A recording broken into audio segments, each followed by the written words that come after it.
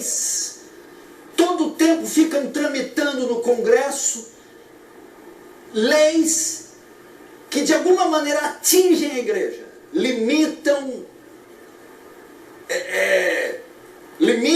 ou dividem ou destroem a igreja, o tempo todo. Porque há um marketing, um lobby,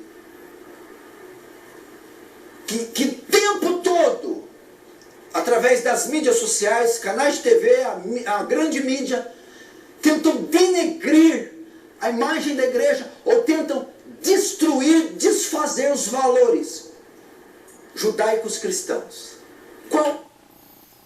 Olha isso. Olha quanta coisa que esse cara está dizendo aí. Vou tentar elencar algumas aqui.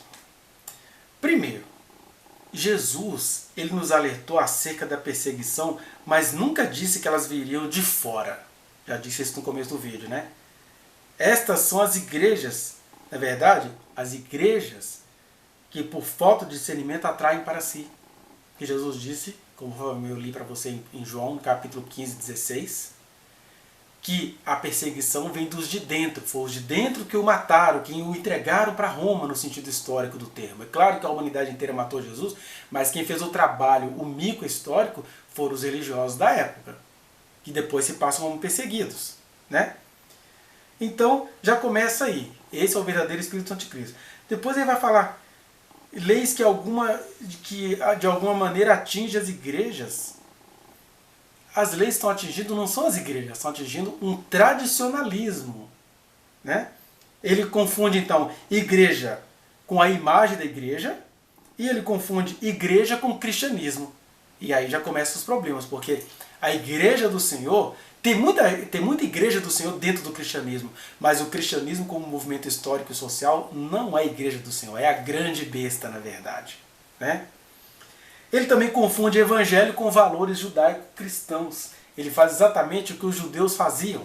Os judeus lá da época da rainha Esté, depois de Esdras, até chegar aos dias de Jesus, os judeus começaram a entender que crer no Deus que Israel estava vivenciando e pregando era se tornar judeu.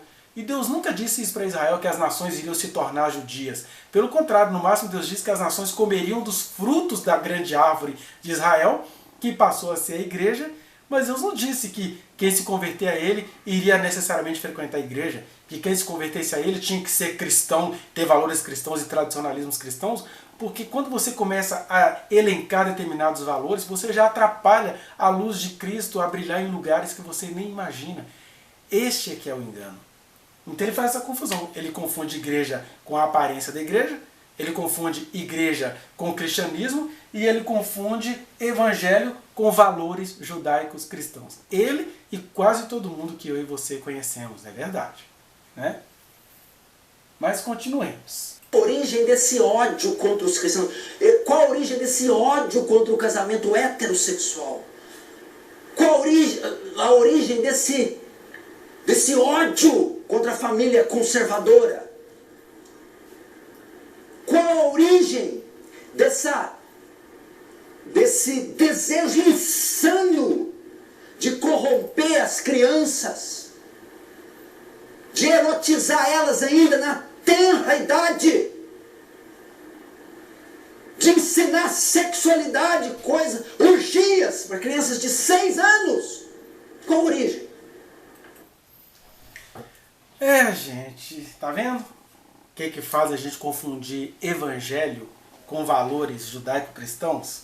Na verdade, nem com valores judaico-cristãos, com uma tradição que acabou traindo esses valores. Porque, olha só, ele está dizendo que essa sociedade que odeia a igreja está pregando contra o casamento heterossexual. Você conhece alguém que prega contra o casamento heterossexual? Ou você conhece pessoas ou até governos que simplesmente deixaram a sociedade ser a sociedade? Existem casais heterossexuais e existem casais de outras sexualidades que, igualmente aos heterossexuais, pagam impostos e têm os direitos de se constituir como casal. A gente tem que lembrar que Deus, quando esteve entre nós, Jesus de Nazaré, ele não mudou a ordem política, social, filosófica e até mesmo moral das coisas. Ele apenas queria mudar corações. Ele recebia as pessoas como elas eram. Ele recebeu uma samaritana que foi casada 5 vezes. Ele recebeu muitos chamados de eunuco, e eunuco era uma palavra para viadinho. Você vê onde é que o evangelho sai de Israel para o mundo? Na África, com o eunuco etíope da rainha Candace. Eunuco era uma palavra dúbia, significava tanto que ele era um homem de confiança dela, como ele era um homem assim, eunuco, afeminado, porque ele era menos homem, porque um homem de confiança é visto como menos homem, muito correto. E aí, não vai ter esse discurso de deixe de ser gay para aceitar Jesus. Deus recebe as pessoas, e o tratamento que ele vai dar a cada um não é do jeito que a igreja quer dar, no sentido de obrigar as pessoas a serem quem elas não são. Nem Deus faz isso, porque a igreja quer fazer isso. Então, você receber as pessoas de sexualidade diferente não é pregar contra o casamento heterossexual, é só aceitar as pessoas como elas são. Porque é isso que eu e você podemos fazer. Nós não somos Deus, e nem Deus, o sendo, força as pessoas a mudarem. Aí vem os crentes, em nome de Paulo Júnior, querer mudar aquilo que ele não conhece, que foi engendrado nas pessoas. Outra coisa que chega a ser uma mentira, né? Que os progressistas pregam contra a família conservadora, ou a família tradicional. Meu Deus, eu fico procurando até nas escrituras que família tradicional é essa. Não existe família tradicional, existem famílias. A gente constitui famílias como a gente pode. A gente vive como a gente pode. Deus quer que a gente apenas seja família temente a Ele. Agora, como é isso? Se é chefiada por mulher. Sim, ela tem algumas culturas. Uma pessoa é casada com outras mulheres, como tinha até nos dias do apóstolo Paulo, quando ele vai dizer, não que ele concordasse com isso, mas ele recebeu pessoas assim, e ele dizia, olha, é necessário que o bispo seja marido de uma só mulher, porque possivelmente muita gente na igreja do Senhor naquela época tinha aceitado Jesus, mas por acordos que havia ali entre aqueles homens e aquelas mulheres, eles podiam congregar. O Paulo ia fazer o quê? Ia mudar, ia bancar o Esdras e Neemias que mandou os homens voltarem com aquele purismo pecaminoso? Então ele falou, não, pode congregar, mas como isso não é o modelo do rebanho, para ser bispo tem que ser marido de uma só mulher. É isso que os cristãos não conseguem entender. Então é isso que as pessoas não conseguem entender. Que a gente é a família como a gente pode. Que a gente precisa aceitar as pessoas como elas são, crendo na obra do Espírito Santo, que vai fazendo isso em comunhão e não em doutrinamento, no sentido de querer que as coisas mudem porque para ficar bem para a igreja. Quando você quer mudar as pessoas em função da instituição, você está sendo besta na vida dessas pessoas. Você está se impondo sobre a vida dessas pessoas como nem Jesus quis se impor. A gente começa a olhar, por exemplo, essa questão da família. O que Jesus disse sobre a família? Ele não falou de família tradicional, ele só falou de uma família. E disse isso se referindo à família nuclear dele, quando a mãe e os irmãos dele várias vezes iriam buscá-lo achando que ele estava doido por tudo que ele estava fazendo. Alguém falava assim, Jesus, a sua mãe e seus irmãos estão aí. Ele já desfazia aquele mito da família tradicional na mesma hora. Ele falava, olha, minha mãe e meus irmãos são todos aqueles que fazem a vontade de Deus e aguardam. Então, família tradicional para Jesus é a reunião de todos aqueles que estão debaixo da unção do Espírito Santo e que vão cuidar uns dos outros. Não tem, não, porque a Constituição fala que é mulher, homem e sua prole. Não tem isso. Para Jesus, ele só quer saber o seguinte, como é que vocês estão se recebendo? Como é que vocês vivem sob a minha autoridade? Porque viver sob a autoridade de Jesus é melhor do que viver sob a autoridade de pastores, porque é viver sob o amor de Jesus, é viver entumecido com esse amor, né? Outro engano e mentira que ele fala aqui, esse desejo insano de corromper as crianças, erotizá-las e uma sexualidade. Olha, isso é tão mentira que o Brasil já passou momentos muito mais horrorosos em relação às crianças. Você deve se lembrar que há pouco tempo atrás tinha um tal de Pânico na TV, que era a pura destruição das feminilidades em rede nacional. Pânico hoje já não é mais nada.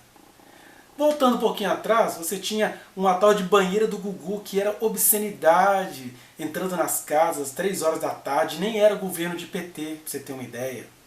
Né? E se você voltar mais um pouquinho atrás, os programas infantis da época da Xuxa e companhia, eram crianças muito erotizadas. Eu não estou aqui falando mal da Xuxa, a Xuxa só era escrava de um mercado. Estou falando de que gente tradicionalista invadia as casas para corromper as crianças. Foi exatamente nos governos do que eles acusam de progressistas que as leis ficaram rigorosas em relação às crianças, que criança não pôde mais ficar se erotizando por aí, que para trabalhar na novela igual Malhação tinha que ter toda uma tutela de um juiz da infância e da juventude. Ou seja, a vida das crianças hoje está muito mais equilibrada, vigiada nesses governos progressistas. Agora hoje não, nós somos um governo conservador que entregou as crianças às tralhas, que o presidente queria que as crianças andassem no carro sem segurança na cadeirinha, que não se pode falar de sexualidade nas escolas enquanto o abuso, o estupro dentro das casas aumenta e não são denunciados, né?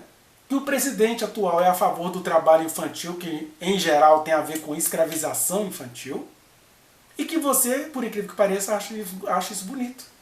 Então, chega a ser engano esse medo que os crentes fabricam. É um engano terrível, porque aqui está se tratando de coisas que não são assim. Eu não conheço nenhum gay que está querendo impor casamento gay à sociedade. Não conheço nenhuma família querendo destruir as outras famílias. E não conheço ninguém, até porque isso é proibido por lei, que tenha projetos de explorar crianças. O resto são mentiras, algumas até trazidas aqui para o Brasil pela ministra Damares, de falar que holandeses masturbam crianças de 7 meses. Tem gente perversa nesse meio? Digo e repito. Tem gente perversa no meio dos progressistas, tanto quanto há pastores perversos que adoram esses sermões para ele continuar fazendo as loucuras que ele está fazendo na casa dele, no ministério dele, contra as mulheres da igreja dele. Então, perversidade existe, mas não é com o discurso alarmista que a gente vai resolver esse problema, né? Então, se os progressistas acolhem as famílias diversas, né? O casamento de sexualidade diferente e uma fiscalização maior sobre as crianças, uma coisa é acolher, outra coisa é impor. Porque a pergunta que eu faço para você é essa. Ele fala isso hoje como se o Brasil tivesse se libertado de uma perseguição que acontecia em governos anteriores. Gente, você pode odiar Lula, Dilma e companhia, mas quando foi que esses dois ex-presidentes perseguiram igrejas? Quando? Me fala quando que nesses governos dito petistas de esquerda, as igrejas foram fechadas e as portas foram seladas. Não aconteceu nada disso. E agora no governo Bolsonaro que está acontecendo essas coisas é por uma questão de cuidados à saúde. Ninguém está querendo privar os crentes de pregar o evangelho. Ou seja, o nome do que o Paulo Júnior faz aí é alarmismo. E o alarmismo é só uma portinha para as mentiras do inferno que faz a igreja atrair uma grande perseguição contra ela. Essa é que é a verdade. Mas continuemos ouvindo o medo do nosso irmão em Cristo. Vá no link que está aqui na descrição e acesse a reflexão na íntegra. Não se esqueça de dar o like nesse trechinho de vídeo, compartilhá-lo e se inscrever neste canal, apertar o sininho para você receber as notificações. Muito obrigado.